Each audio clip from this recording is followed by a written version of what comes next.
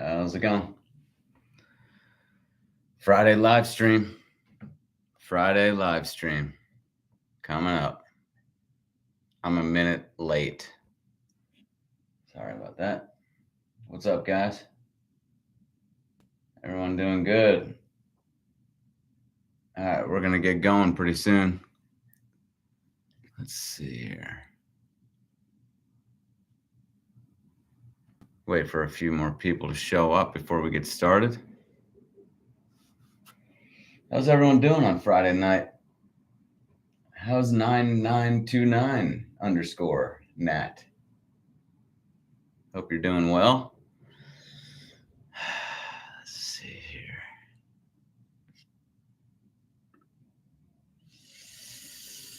Yeah, I can't do anything about my face, but I can adjust the hat a little bit.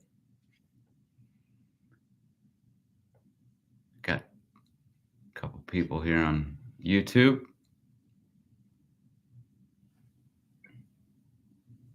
Okay. Thumbs up to everyone. You guys can hear me well, I'm imagining. I'm assuming. Bradley Smith requested to be in my live. View request. I'll go live with you. How do we do this? I've never done that before. I'm on YouTube as well. YouTube is over here. Instagram's over here. Let's see here. Everyone good? We're going to talk swing. We're going to talk baseball and golf swing.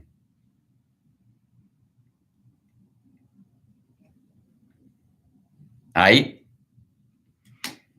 All right. Let's see here. I wonder if you guys, is that going to work to be able to see? Oh, good. I can zoom in.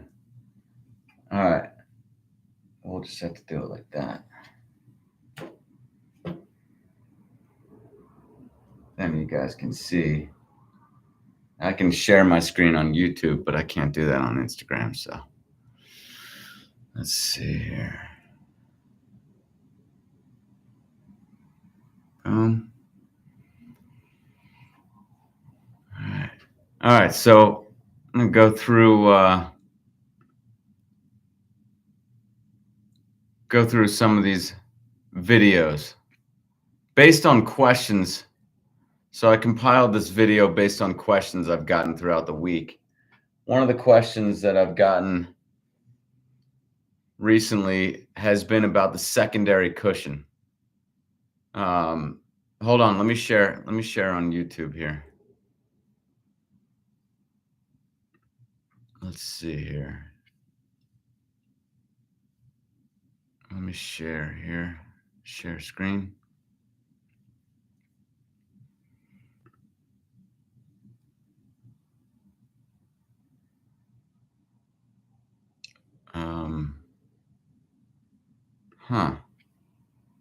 Share screen. Window. I guess I'll share that. No, entire screen.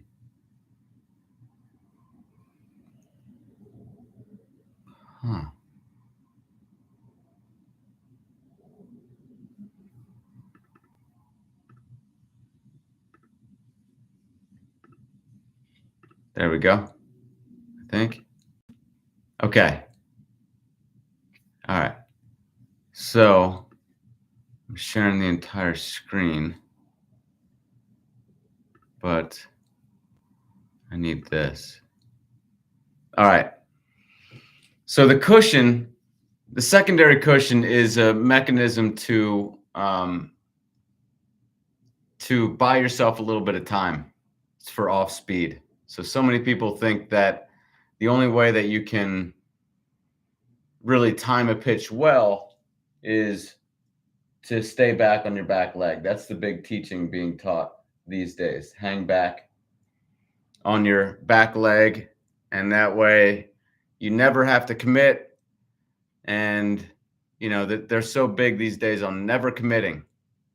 I got news for you. If you never take a risk, you're never going to get the reward.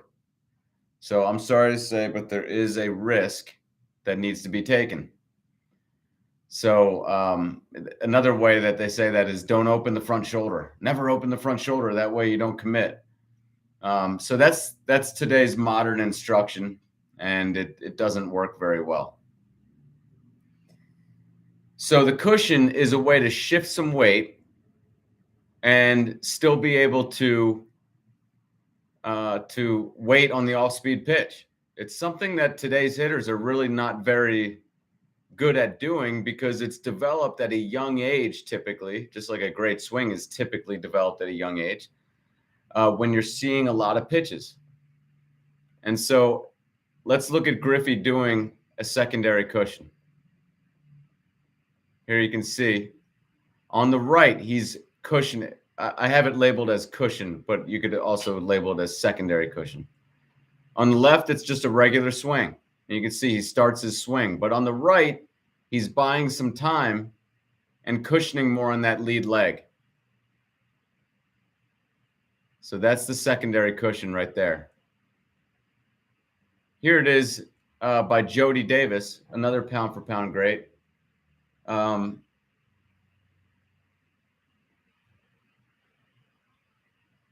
You'll see him. Now, it's hard to see with this one unless you play it in regular motion, actually. So let's just play it. You see that slight pause, just a slight pause. A lot of you guys might be saying to yourself, you know what? I've done this before in a game.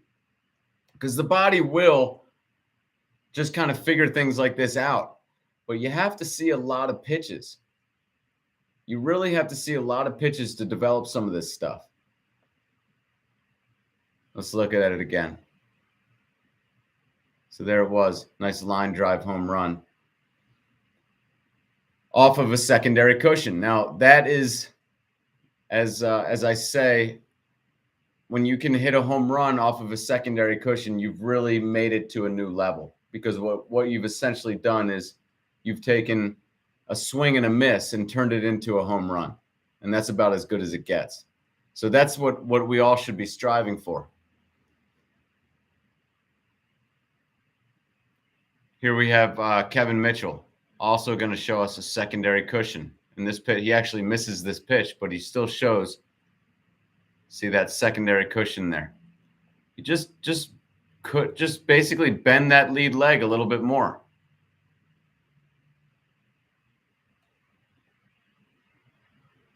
Also a pound-for-pound great. Here's Joe Morgan. Again, another pound-for-pound great. Let's see where Morgan is. Joe Morgan is number 174 on the pound-for-pound list. And let's see where Kevin Mitchell is. Kevin Mitchell is 119 on the pound-for-pound list. How are we doing on Insta? Everyone good? All right. So Kevin Mitchell, 119. And then Jody Davis is, I think he's in the maybe 400s or something. Anyways, let's take a look at that secondary cushion again by Joe Morgan.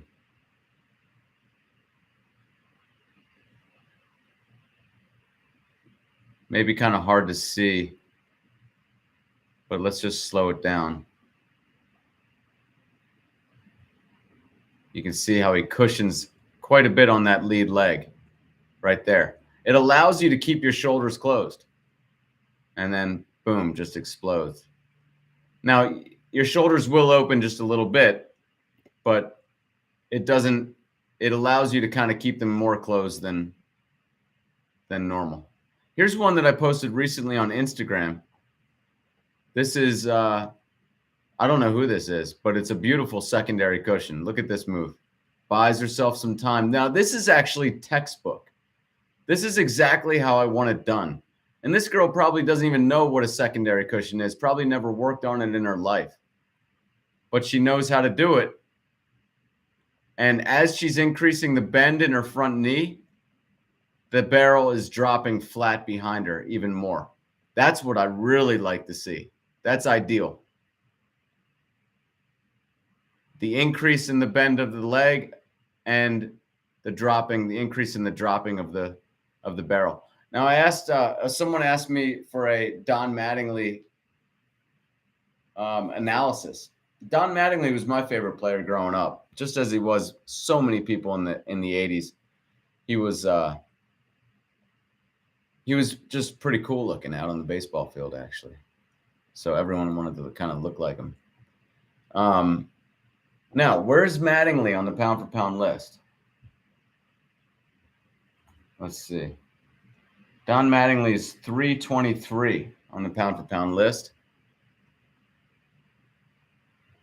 Now, Mattingly is very lead side dominant, but he does have a lot of the 80s quirks, which is, kind of getting that lead arm away from the body. But he's still very lead side dominant. And I see that in the extension. See how he extends very late in the swing.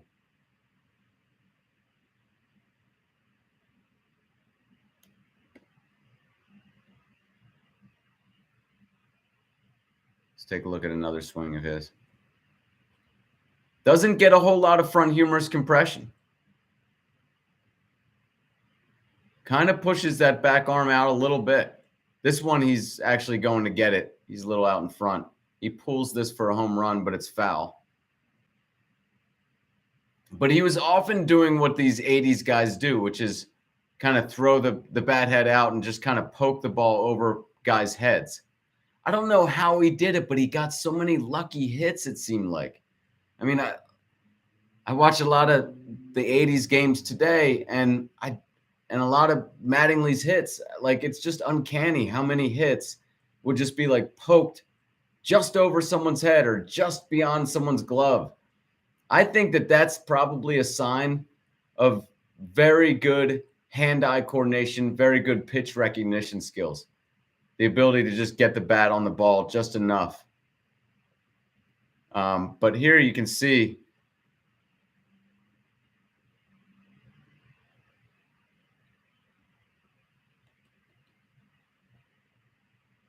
that kind of late explosion in his swing right here. That tells me that he's not overexerting his back arm too much. He's more controlling the swing with his lead side.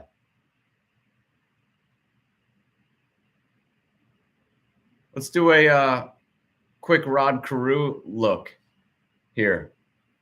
Now, Rod Carew is one of those guys who obviously was very much a contact kind of hitter. Not much for the home runs. Let's see. Rod Carew is not on the pound for pound list, but he's a good guy to look at because we can see why didn't he have a whole lot of power. These Carew, as well as Gwynn and Boggs and guys like that, Ted Williams was always saying, man, why don't these guys have more power? And I agree with him. You just look, he's one of the greatest contact hitters of all time, and his OPS plus is 131. That's,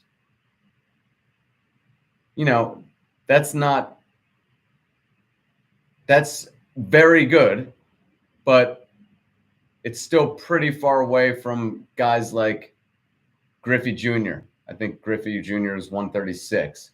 Not real far away. It's in the same ballpark, but we're talking the great, like a guy who was considered the best hitter at one point.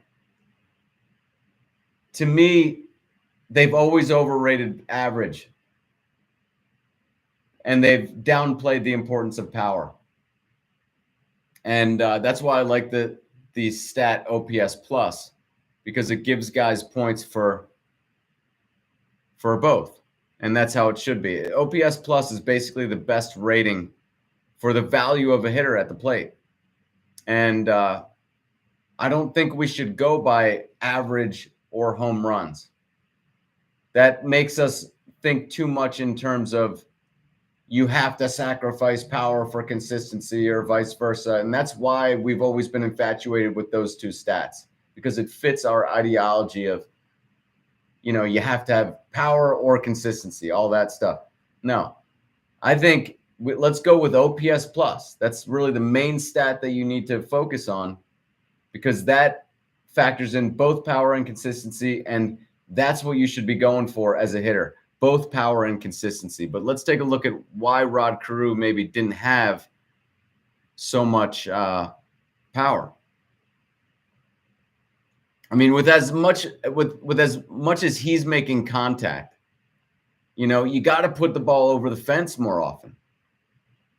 So here he is, he lays it down and then kind of brings it up. Now that's just kind of a preparation for a backswing here. That's just part of the backswing. But then here you can see the hands don't get very deep. Like if you were to draw lines here and you were to draw a line down his lead arm and through his shoulders and make an angle, the hands there isn't a small angle there. The hands are kind of staying in front of the chest for the most part. Now here he is. He's getting some good front humerus compression. But I think what he did was he liked a more disconnected position at contact. So he wasn't really rotating hard. Notice that there's nothing here that's saying I'm going to swing hard. Yeah, he's just kind of picking up the foot and dropping it. There's no big move going on here that's going to make the barrel go through the zone at a really high speed. Beautiful positioning here, though. This is actually more lead arm dominant in his positioning than I even realized Carew got. But again, to be a great hitter, whether you're a contact hitter or not, you have to have a lot of lead side dominance. You can't make it to the major leagues even as an average hitter without a lot of lead side dominance. So here, this is a beautiful position right here. But Boggs did this too. I mean, Boggs got in a very nice position at this point too in terms of lead side dominance, but he just didn't rotate hard, and he kind of halted his rotation early and then let the hands kind of fire out. And possibly, guys, that ensures contact a little bit better. If you want to go for more contact than power, I would advise that you get into a position like this as you start the forward swing that Carew is in, a nice lead side dominant position, and then just don't rotate the shoulders as hard, let the hands fire out, and you'll have basically a longer distance that the bat is square through the zone. And so this is kind of his go-to baseline positioning at contact. See how disconnected it is. He's not going to get a lot of power with that disconnection.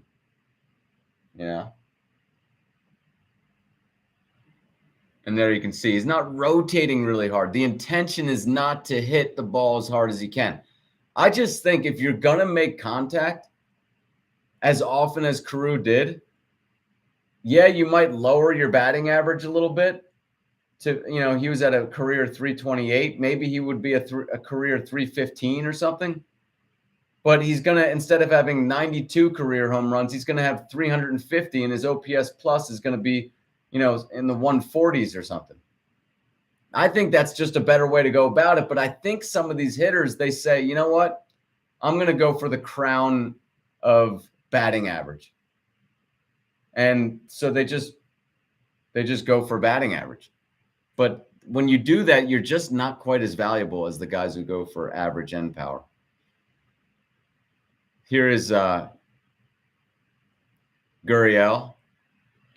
I like this guy's swing. Someone recommended that I analyze this guy's swing on the live stream. I really like it. He shifts some weight to the lead side. He's obviously not listening to the nonsense going on in swing instruction right now that rotate on the back femur and, snap the bat back and all that stuff. Here he is, beautiful. Now this, you would think, is not very lead side dominant because the front arm is away from the body. It's bent. But look at the barrel has flattened. That means the back arm is not overexerting.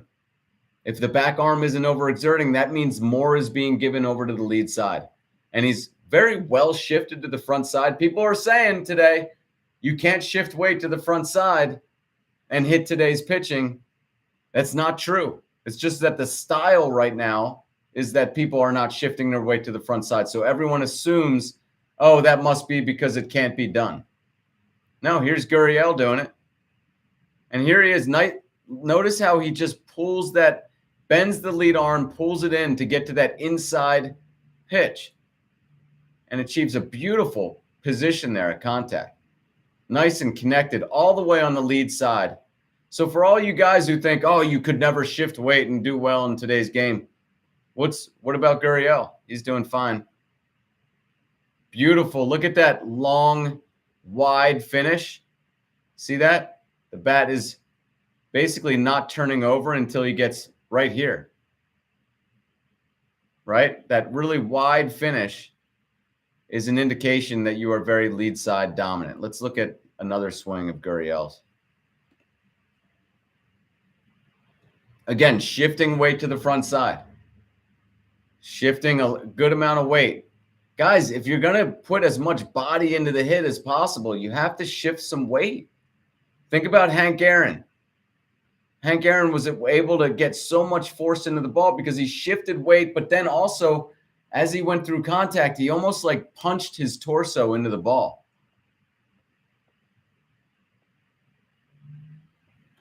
Guriel is an indication that you can be lead side dominant and not have a real straight lead arm. See, that lead arm is bent, but you can see how much the barrel has flattened, right? And that tells me that he's very lead side dominant. That back arm, you can see, has not overexerted. It's just laying flat. It's folding and allowing the barrel to lay flat. And here he is once again. Look at that positioning right there. Guys, this is a key position. See how the back arm is almost in a precarious position? I mean, it really is. It's like it just acquiesces to what the lead arm would do all on its own. At this point, so many people want such a strong, forceful back arm at this point. This is the key moment that sets you up to use your body to hit the ball. If there's one micro movement that's really important in the swing, it's right here. You have to get this right where the barrel just flattens out and the back arm allows that to happen. Beautiful swing right there. Guriel is one to watch in the future with a swing like that. You know, with everyone else, with his competition focused on hanging back on the back leg, this guy just might shine. As long as he doesn't make any changes, that is. He's very much shifting weight to the front side, getting his torso into the hit, very lead side dominant. I really like that swing. Let's go over some of the swings that you guys have sent me. These are from Instagram. So let's take a look. There you can see a lot of hanging back on the back leg. You guys, this is something you're going to see a lot from today's hitters. Look at how the weight is shifted. And this is good that it's following Guriel because it's such a contrast between this and Guriel, right? The weight the foot is striding, but the weight is kind of hanging back. You see that? But still very good positioning. I would just want him to get more of your torso into it. I just feel like today's swing is so defensive. You know, because of this hanging back, it just looks defensive to me. Take a look at some Hank Aaron videos, highlights, and take a look at how he really pushes his torso into the hit.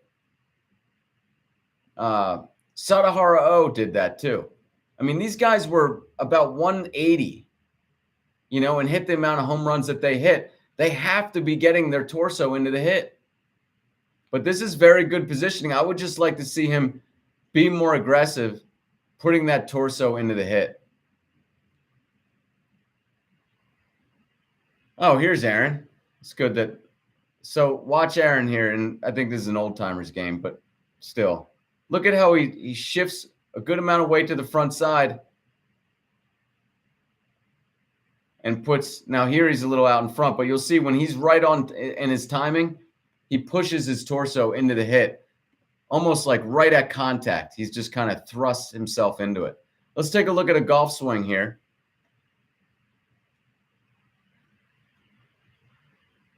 Looks pretty good in the positioning here going back. I always look to see, like, is the club head well inside the hands at this point? If it is, that tells me that the back arm is getting involved. So it's not a death move at this point, but it's just something to look out for because it's an indication that maybe the back arm might be overexerting. In this particular swing, it's pretty on plane. It might be just a little inside, so I'm not seeing too much sign of back arm exertion here. Now, at this point, this is a key point here in the golf swing because I really look for the hands.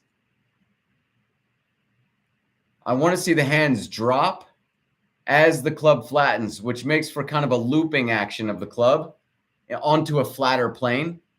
On this one, though, I am seeing it loop a little bit steeper. See how it loops just a little bit steeper there? So that tells me back arm is getting involved. I would like to see a swing with just the lead arm from this gentleman.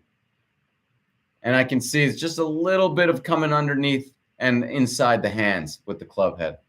So the back arm this is back arm overexertion, but it's not real. It's not like to a high degree here. And then it kind of extends quite a bit there at contact, but I would just recommend the lead arm progression here. This swing reminded me of Kevin Costner. It looks a lot like his. Look, just a little bit of more, getting more steep as he starts the downswing.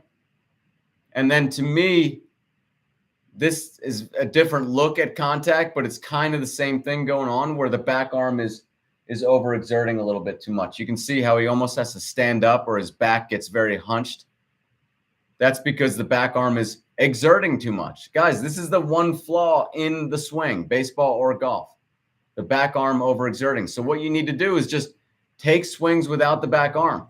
What's interesting is I think Costner would do better. He's an 11 handicap, but if he switched to hitting from the left side, I think he would do much better. Same thing for Wayne Gretzky.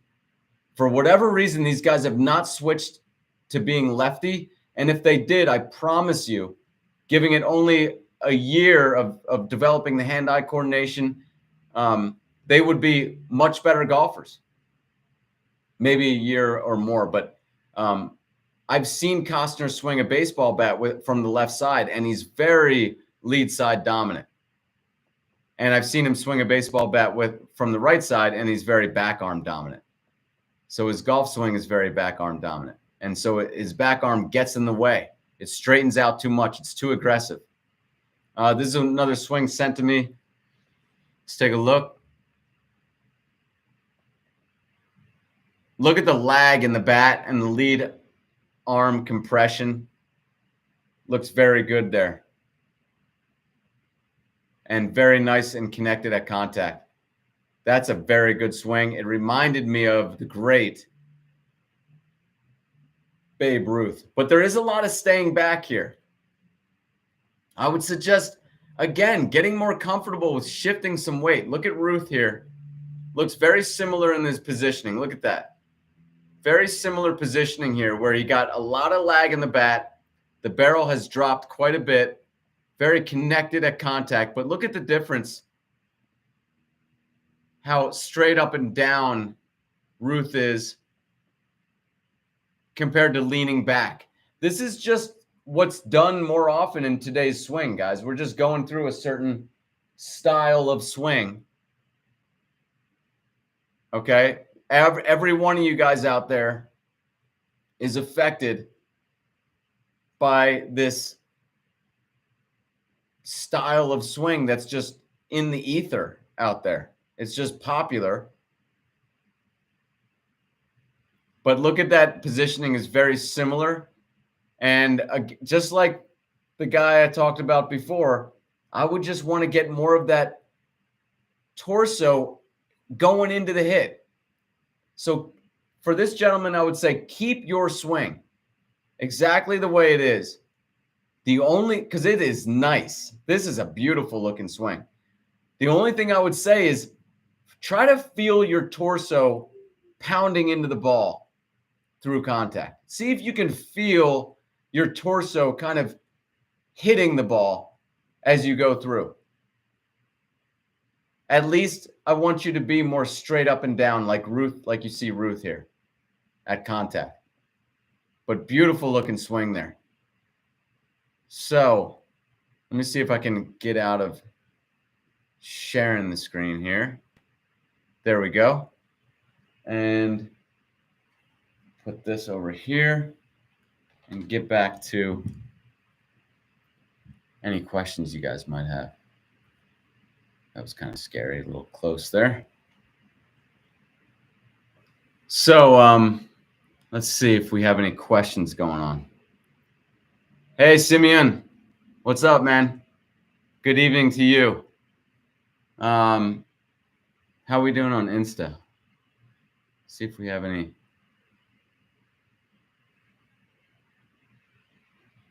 Have you seen Blake Burke on Tennessee? He had such a beautiful lead arm dominant swing.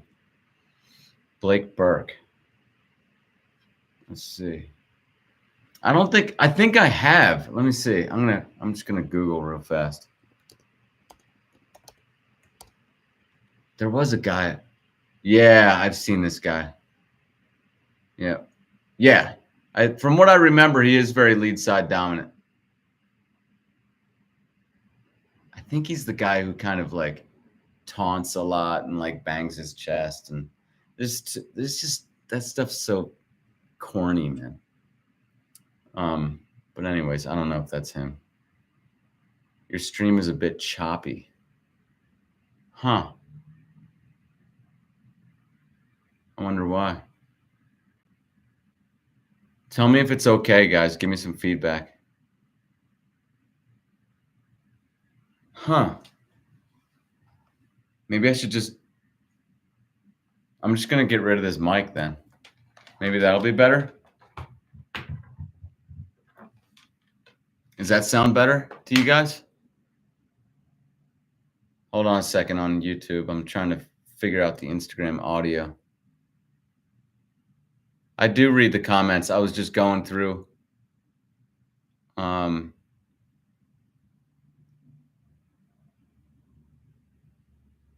was just going through some swings. I know small guys can have power, but what is he, $150?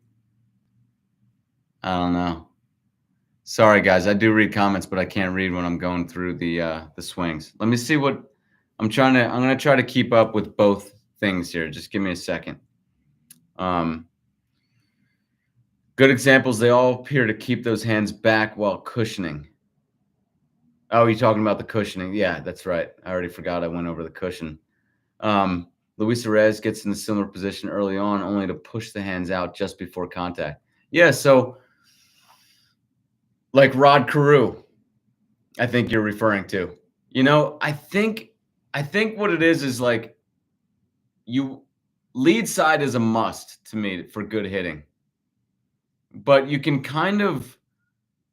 you could make yourself more of a contact hitter. Boggs is an example, and Rod Carew is an example, by just not rotating so hard through contact, but instead kind of slowing your rotation, letting the hands just go out. But I still think it's important to do what conventional instruction says is a no-no, which is basically utilize the lead side. And for many people, that means get your hands behind you, get that front humerus compression at the start. You saw Rod Carew got that. As I said, Wade Boggs gets that. He was a wrist hitter. His finishing position was more a flick than a full turn. Exactly. Example, Ken Griffey Jr. versus Ken Griffey Sr. Exactly. And I've done that breakdown before, where basically Ken Griffey Sr. was just, I think he had his hands a little bit more in front of his chest. Didn't get such front humerus compression like Griffey Jr., but he basically just halted or slowed his body rotation through contact and was more interested in making contact than hitting the ball hard. And I think maybe there's a little bit of a give and take there. but it's well worth it to me. That's my main point. Like, I don't know, power gets so vilified out there when I think just the opposite should be happening. I think that, you know, if you are going to decrease your consistency a little bit to get a little bit more power, I think that's well worth it, because the best hitters weren't guys who went for consistency only. They were guys who had consistent power. They were basically they were hitting the ball with force on a consistent basis. And that's how you should look at it. I don't think you should look at it as sacrificing power for consistency, but as we see from Carew and Boggs, I do think that if you wanted to increase, but you're decreasing your overall value if you're going for more consistency. And I think that's the main thing you should be going for. OPS plus, I think, is the best measure of a hitter's worth, and we should be paying more attention to that than home runs and batting average. I would get more exit velocity when I shifted weight as opposed to staying back. Yeah, of course. Today's swing is just so hanging back, you know? I just don't think it's good. Tanner balls are amazing. Did you get them, Simeon?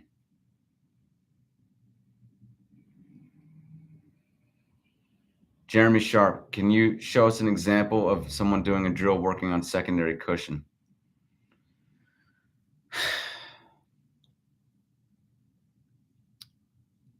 I can't right now, but it's basically, I can describe it. It's basically, you saw the secondary cushion. You guys saw it from these major leaguers, right? That's all it is. You want to hit off of a tee.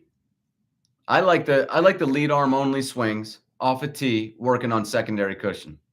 There's nothing wrong with that, because you can't be doing anything but honing great mechanics when you do that. Now, the one thing I will say is, when you're working on secondary cushion, try to simulate an actual action that you would do getting fooled by the pitch. That's the only caveat, really. I've seen the secondary cushion done in so many ways that are like cheating, because it's not what you're actually going to look like. It's not that hard. Just pretend like you're going to swing, and then don't swing for a second, and then swing. You know, that's really it. And between those two things, bend your front knee a little bit more. Now, when you are cushioning, and when you thought you were going to swing on the first time, open your shoulders a little bit. That's just realistic. You know, just open your shoulders a little bit. It's still the slower part of the swing. So you can go ahead and open your shoulders. You're still kind of moving slow. As I've said, there's a slow initial part of the swing, and then there's a faster swing. More after you've kind of slotted the barrel. That's about when the faster swing comes. After you've kind of gathered that energy from the ground. And then you move that wave up your body. That's the faster swing, right? So let's see. I want to hear more about those Tanner balls. But Junior had the full turn and extension. Yeah, I mean, I feel like it's well worth it to just approach the ball with a junior swing as opposed to a senior swing. Talking about the Griffies there. It's a great comparison to do. I mean, I might do another senior junior analysis, because it's just so perfect. Like, you have basically the same guy athletically. You know? I mean, as close as you can get to the same person, father and son. And yet one had so much more pound for pound power. Let me see where Senior ended up average-wise. I don't even know if he was all that much more. 296. So he was about 12 points higher than Junior. But I mean, Junior's power made him levels above his father. You know, his father's OPS plus was 118, Junior's was 136. So Gurriel is old as F. Is he? Spencer Torkel. I can't even say that name. Spencer Torkelson. What an unfortunate name. Breakdown would be great to see. Alleged best hitting prospect in 2 decades to being benched. No way. I don't know anything about this guy. Let me I will. I'll check him out. I'm writing it down. I can't say his name, but I'll write it down.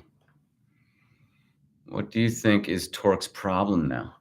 Oh man, I'll check it out. I don't know. Did they mess with him? His problem is likely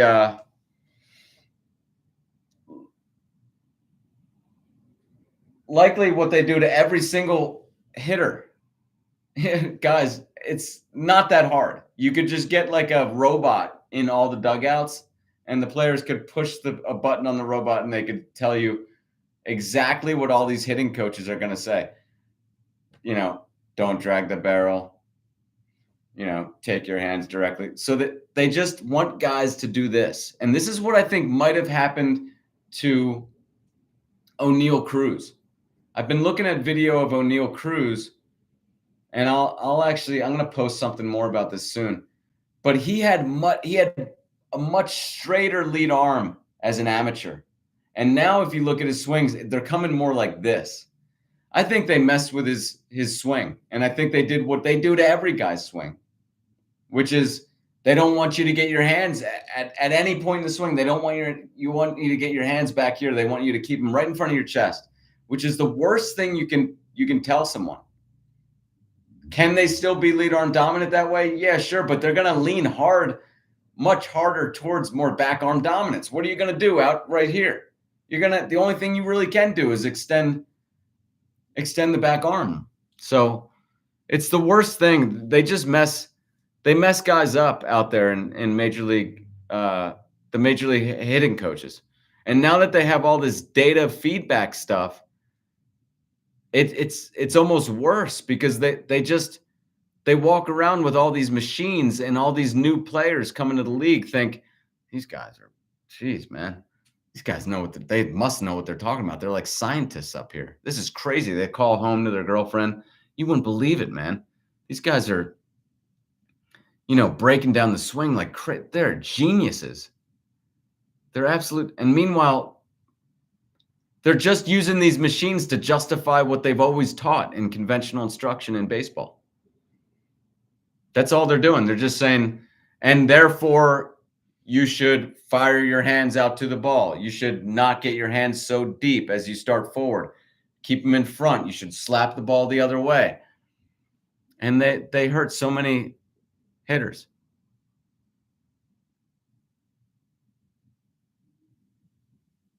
Legitimately no idea. Swing path seems fine. Dude just misses so many mistake pitches. He's reluctant to change his swing, so he's fallen out of favor with Detroit. Who's that? I don't know who you're talking about. Maybe Gurriel, I'm thinking. Let me see what else we got on YouTube. Yeah, Griffey Sr. did have a higher batting average, but it's a perfect analogy because, case study, I should say, for my argument to go for power. Because, yeah, Griffey had a lower batting average, but overall, Griffey Jr. had a lower batting average and more power. Overall, a much more valuable hitter, much more.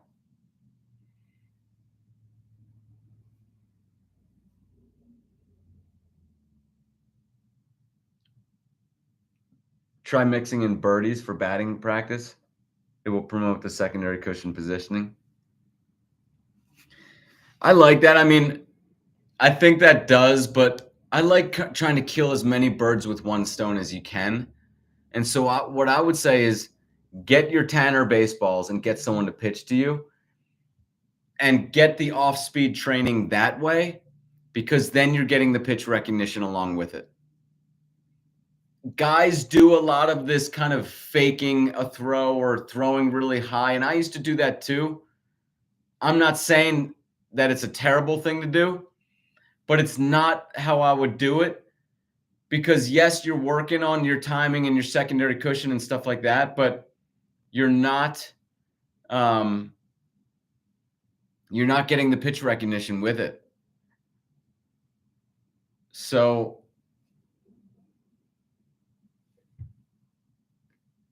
I just want your practice to be as efficient as possible, to again be killing as many birds with as little amounts of stones as you can. Will the birdies break if you hit them too hard? Kendall, how can I feel more of my torso going into the hit?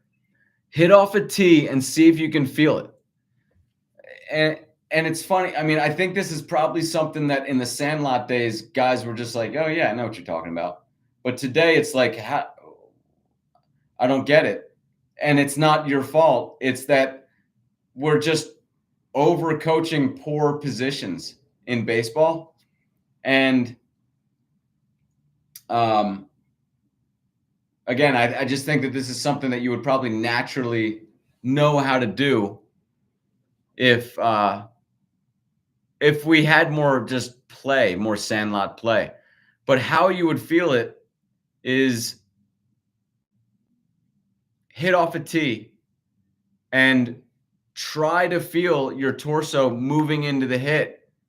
Try to feel it as you go through contact, that you're kind of hitting with your torso. You're getting your body into the hit more.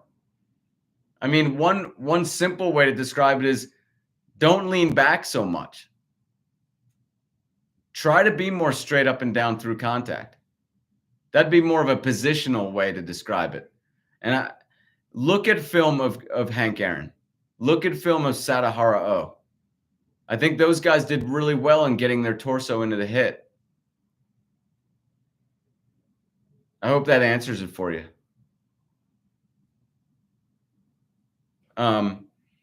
Let's see. Wow, that's interesting. When my golf swing gets out of whack, my fix is one hand, left hand only swings. Dude, that's all there is to it. I mean, really, that's all there is to it.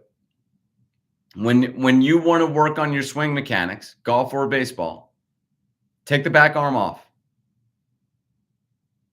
Take the back arm off and take swings. And you're working directly on the thing that you need to work on. And I know that this is too simple for so many people. They want it to be complicated. They want 100 different tips, 100 different drills, or they don't. I just don't think it needs to be that way. I think that it's literally as simple as stop overexerting your back arm. And the reason why the golf and baseball like both have this is because it's so important / difficult to be square, precisely square at contact in both. And that's the name of the game.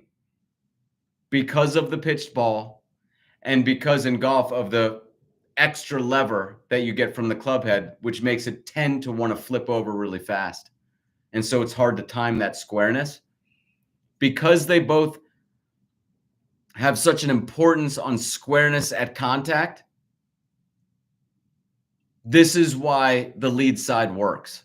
I've said, I say in my book, the swing is not a new movement in human history. The swing is not a new movement, But I don't think that when we were hunting with clubs, that it was important to not overuse your back arm. I don't think that a lead side dominant action was important for killing a squirrel monkey or something, or whatever they killed. And so I think that maybe it's not in our nature to have more of a lead side swing. But it just happens to work better for baseball and golf. And like I said, it's for those two reasons, that it's so hard to get the barrel square or the club face square because of the pitched ball in baseball, and just because of the extra lever in golf. It just is difficult to square it up. Because of that difficulty, it's better to have this more lead side action where you're slotting, you're getting flat as you start forward, and you end up using more of your body rotation. But what ends up happening, in addition, I mean, people think I'm all about increased power. I'm not really. I think the biggest thing that a lead side dominant action gives you is yes, you're optimizing power, but you're also optimizing at the same time squareness at contact. And that to me actually is more important than the force thing, in a way. I mean, they're both important, but I just think that the squareness at contact is just so important. And you get that by being more lead side. That kid's baseball swing looks like Sergio Garcia's golf swing. I know what you're talking about. Yeah, it's basically you're saying they both had a lot of lag. And look, if you can have a lot of lag, that's great. I'm not comfortable with a lot of lag. I actually tend to lean more towards like a Bryson DeChambeau baseball analogy would be Albert Bell or Jackie Robinson, where you're more casted out and you keep it that way. I just can't handle a lot of lag. And if you can't, Ben Hogan could, Babe Ruth could. It does seem to be something that gives you maybe a little bit more fire in your hit, a little bit more distance. But it's not worth sacrificing that squareness. So get it if you can, but I wouldn't want to have lag if it was going to sacrifice squareness at contact. And like I said, some people just can't handle too much lag, and that's okay. If you can't, look at guys who don't have a lot of lag, like Albert Bell, Jackie Robinson in baseball, Bryson DeChambeau, JB Holmes. Jack Nicklaus didn't have a whole lot of lag.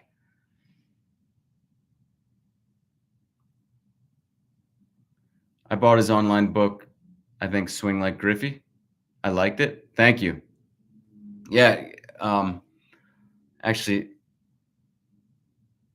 yeah. My book, Swing Like Griffey, is at theswingmechanic.com. Guys, also check out the lead arm training bat. If you have a small bat already, that'll work just fine, I'm sure. But if you don't and you want one, theswingmechanic.com, I designed one, perfect size, perfect weight for lead arm training. You guys should be carrying around a small bat in your bat bag, or small clubs for you golfers out there. Cut down your own clubs, or I have lead arm training clubs at theswingmechanic.com. But you should have a lead arm training club for each side. You should be taking swings from both sides. In golf, they call torso covering the ball. Okay. Yeah.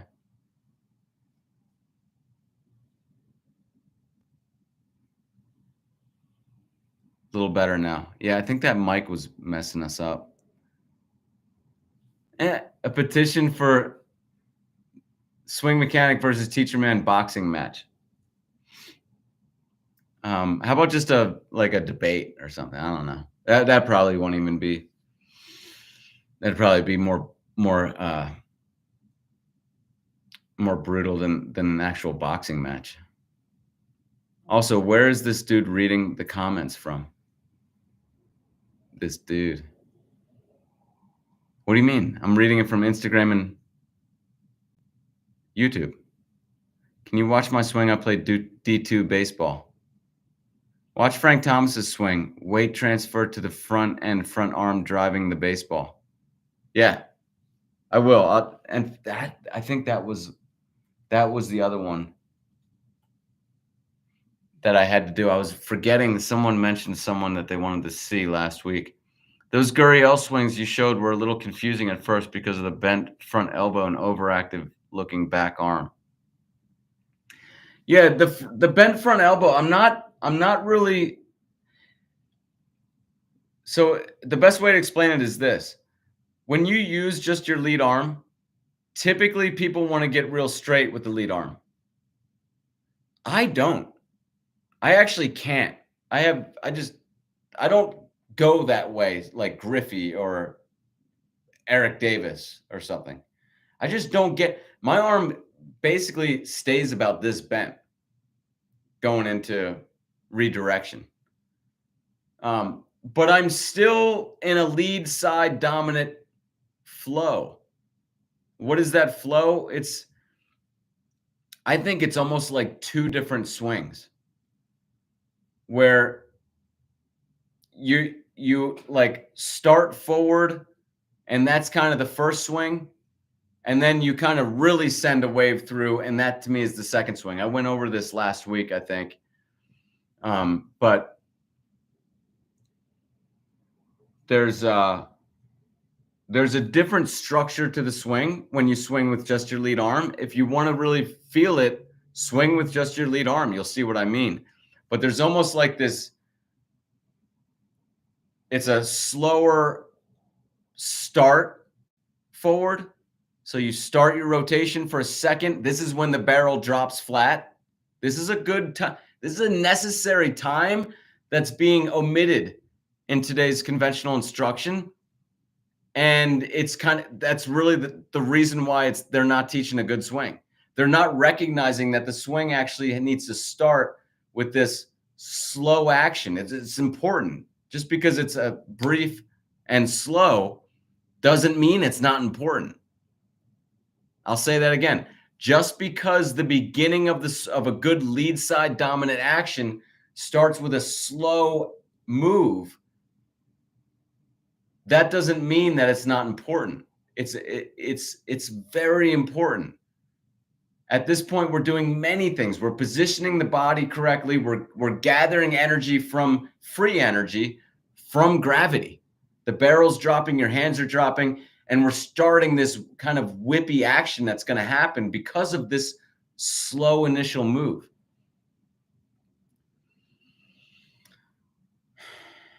Let's see.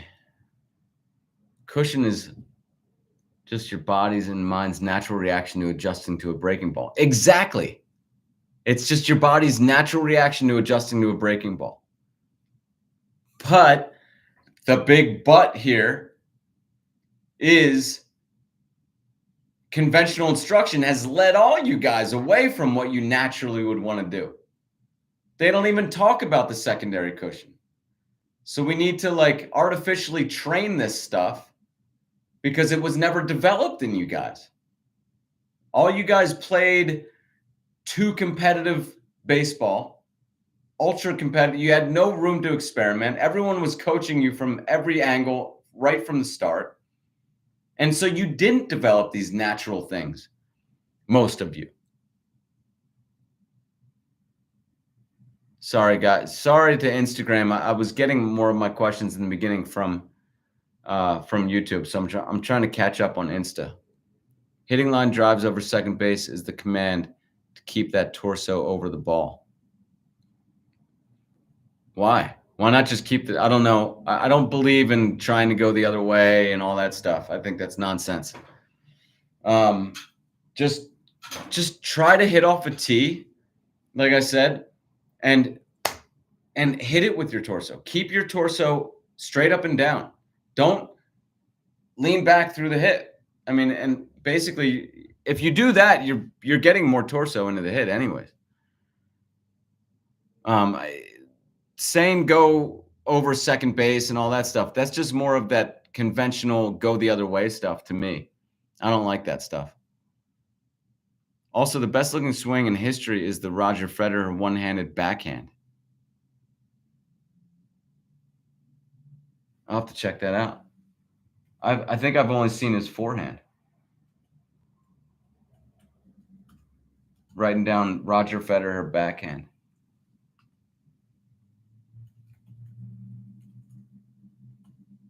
All right. Let's see. Don't have to lag. Yes, the newest kid on tour, Blades Brown, has no lag. Blades Brown? Now that is the opposite of Torkelson. Blades Brown is a sick name. Like, that dude is going places. He might be the best golfer of all time pretty soon with a name like that. Have you guys ever noticed, like, the greatest athletes ever always have these very, like, symmetrical, correct names? Like Babe Ruth, Michael Jordan. Like, they just look good on paper. Wayne Gretzky. It's kind of weird. They just have, like, nice names. They just, like, are very proper. Do your wrists begin to sauce different movements when you start swinging more lead side?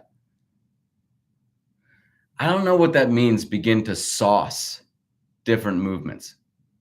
But everything does start to change when you swing more lead side. But I do want you guys to swing more lead side and try to feel different.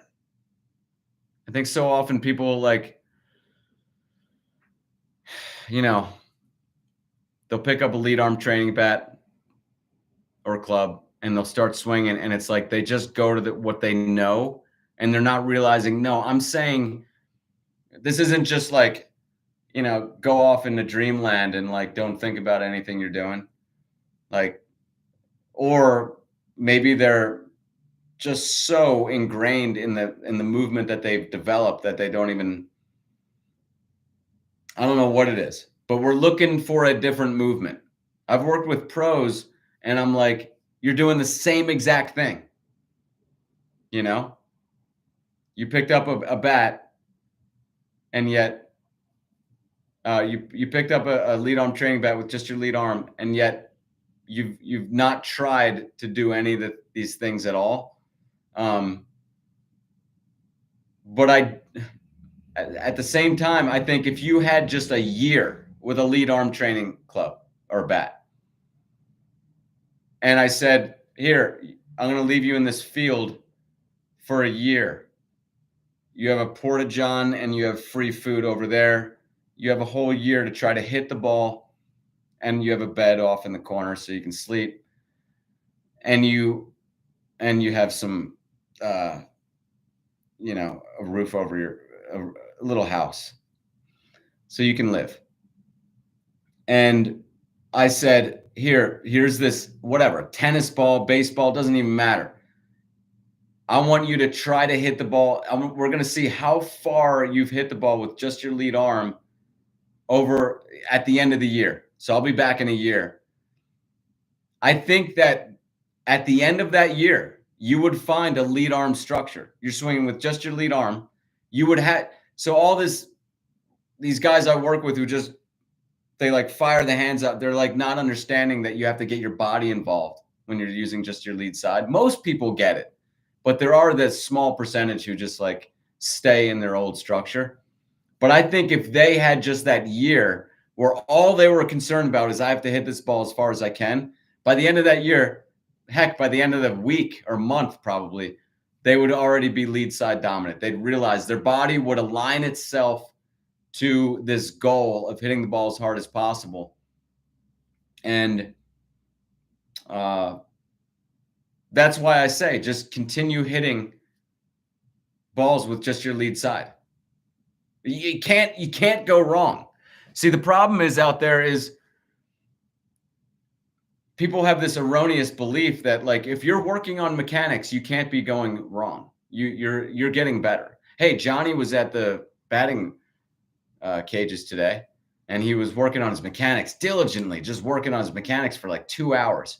He must be getting better. No, that's not how this game is played. You can work on your mechanics and get worse. Mechanics is a brutal game. But if you're swinging with just your lead side, every single swing, you're moving towards a better swing. That's all I ever wanted when I was, when you're in the dark mechanically, all you want is someone to tell you, what can I do where I will always be moving towards a great swing? I don't even, just tell me what I need to do. Because I got to tell you, most of the work I did for 2.5 decades on my swing was making me worse. That's why I'm sitting here instructing now, is because I was the guinea pig. So now I have something where just do it a lot and you can't go wrong. You just can't go wrong. When you're working on secondary cushion, do it swinging with just the lead arm. Why not?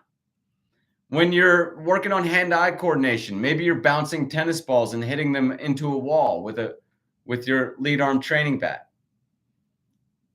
You're using just your lead arm, but you're also working on your hand-eye coordination. You're working on secondary cushioning, as we've talked about on previous live streams, because the ball doesn't bounce the same way all the time, and you just, you have to adjust when you're bouncing the tennis ball.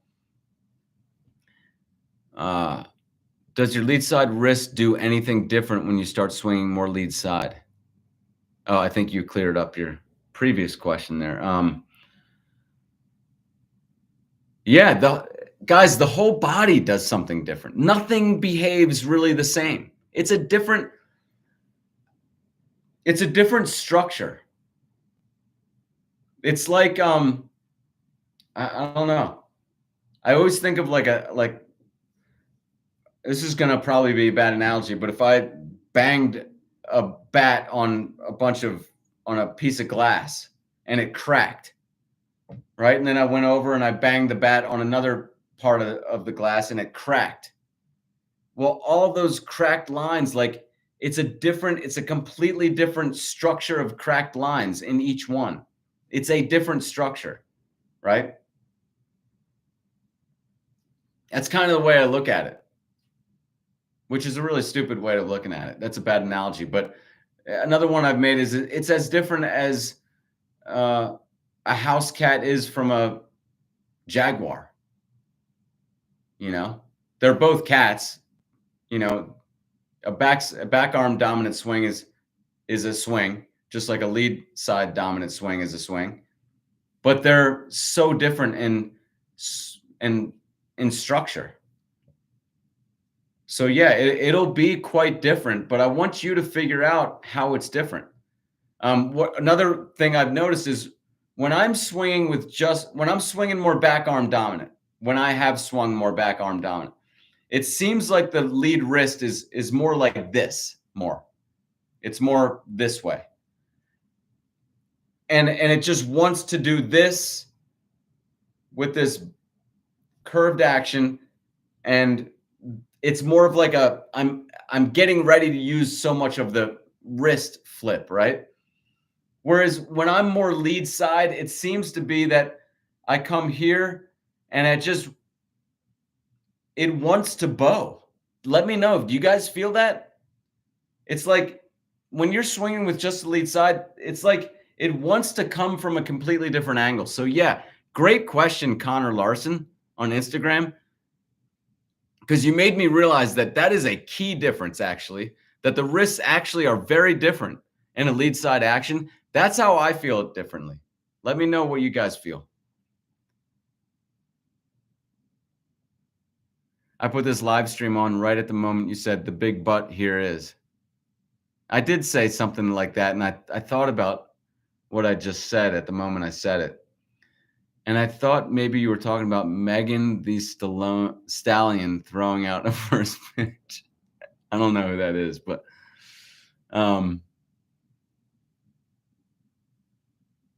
That's why, as a Bears fan, I knew right away that Mitchell Trubisky was never going to be a star QB. What a horrible name. That is weird, right? I mean, listen, Babe Ruth. Now, can you not be famous with a name like Babe Ruth? 4 letters, 4 letters. Babe is an awesome first name.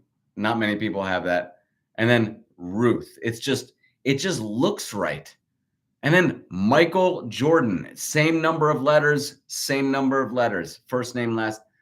And those are 2 probably the biggest athletes of all time. But really, I mean, it seems like the very top athletes have, like, they're never going to be named like Mitchell Trubisky. Like, it's just, I don't know, maybe because it looks like it's maybe equal number of letters. That's a key. You need equal number of letters. Like Mel Ott. Not that he's a huge one, but like his first name was Mel. What are the chances his last name is going to be 3 letters? Well, he's going to be a great player, so it's got to be 3 letters. All right. With the frontside style, what's the correct technique on inside pitches? Pulling your arms in, like, it's okay. I know a lot of people think that I'm like straight lead arm guy. No, I'm lead side dominant guy. And you can do that in a multitude of ways. And one of the ways is you can go ahead and bend that lead arm. And you can have it more straight and then bend it as you go through and then get that inside pitch. Pull it across. At that point, it needs to come away from your body to reach that inside pitch that you're a little bit late on. So, guys, I think that's about it. I appreciate you guys showing up. Trying to think if there's anything else. If not, then I'll see you guys next week at the same time. Thank you guys so much for watching. You guys have a great weekend. And baseball's around the corner. Golf's around the corner. This is good stuff. With that being said, check out my website, theswingmechanic.com, where you can check out the Lead Arm Training Bat, Lead Arm Training Club, my Swing Like Griffey book, and my newest golf book, I Figured Out the Golf Swing. What can I say? I figured it out, guys. So I went ahead and made that my title. Thank you guys very much for tuning in. Appreciate you, and we'll see you next week.